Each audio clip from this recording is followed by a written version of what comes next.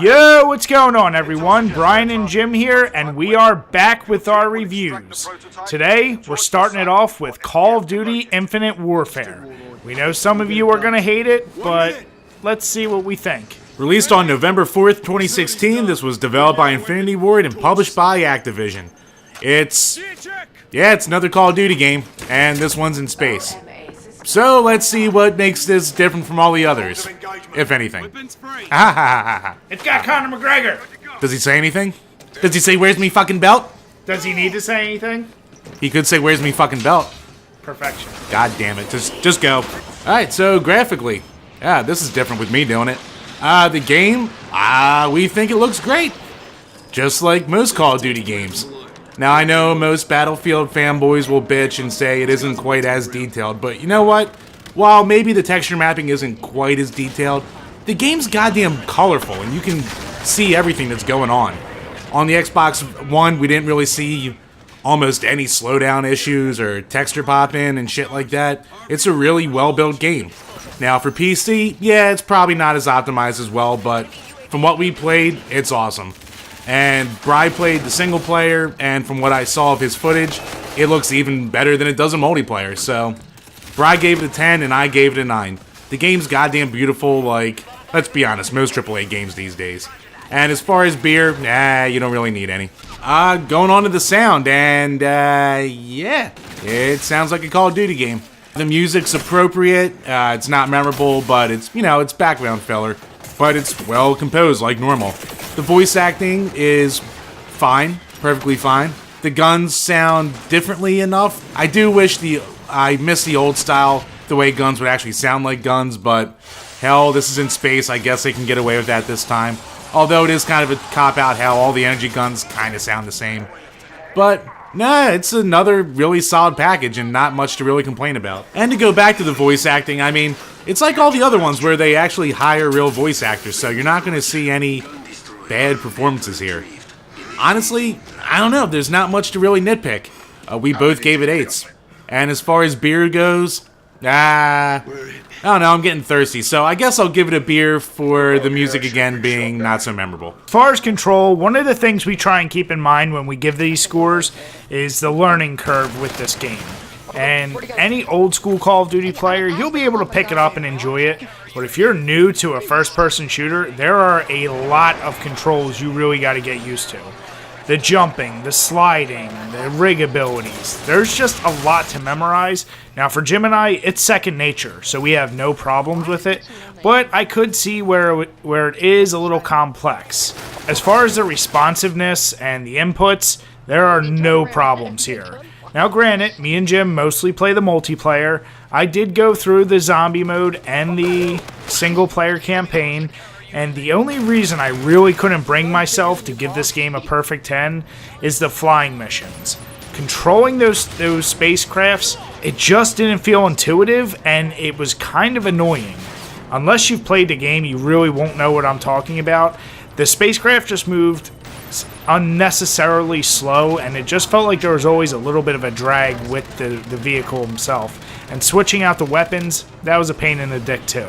Other than that though, the core gameplay, it's absolutely fine. So, we both gave it 8s. As far as beer, I'm just going to add 1, because clearly all the vehicle controls and the space fighting, that's just kind of thrown in there just to be thrown in there. It really wasn't that well thought out. The gameplay, this is another area Jim and I obviously know. There's a lot of people that hate the Call of Duty series, and to be honest, Jim and I, we kind of panned this game and were really doubtful of it being any good before it was released. Just because it's Call of Duty in space, is it just going to be like Halo? Once again, the single player campaign, it's what you expect from every Call of Duty. It has some twists, has some epic, huge, large-scale fights, but the majority of it is get them from point A to point B, kill the bots, and that's really it. So it's not exactly varied. The zombie mode, actually, this is probably one of my favorite zombie modes in recent memory. I feel like a lot of the zombie modes in Black Ops 3 became a little too complex, and it really got away from the whole idea of just kind of holding down an area. It almost became objective based, and this one has a lot of humor, just like those other ones, but it just feels, I don't know, a little smoother, if that makes any sense.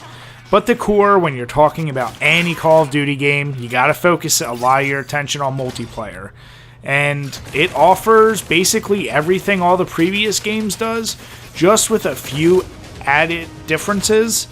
Now, we've seen some reviews that say things like it took the best parts of all the games and kind of threw them together haphazardly. But for Jim and I, the biggest and our favorite inclusion in this game is the game mode Frontline. This is basically team deathmatch with fixed spawns. And I'm not going to lie, I think other than that mode, we really don't play the multiplayer. It made it bearable, because the spawn system in the game otherwise is fucking terrible. Take that, spawn camping!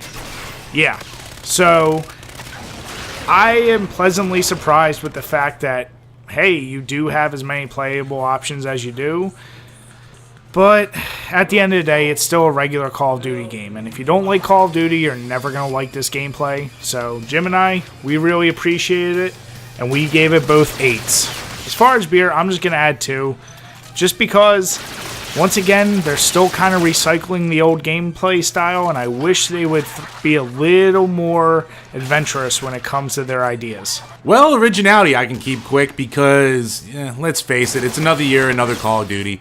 There's a few new game modes, including that Frontline, which we do love, but you can't give it a lot of points for having new game modes. It's out every year. The only other thing I can really think of that's original is the fact that in the single-player vehicle mission, you're actually fully controlling your vehicle as opposed to it just being kind of an on-rail segment. I know like World of War and some other ones had kind of control missions, but it's nice to see, but really, there's not that much we can really talk about here. So, Brian gave it a 3 and I gave it a 2. And as far as beer goes, I'll give it 2 beers just because you'll need some drinks for all the new game modes you'll be trying out. Replayability is another really simple category for this game.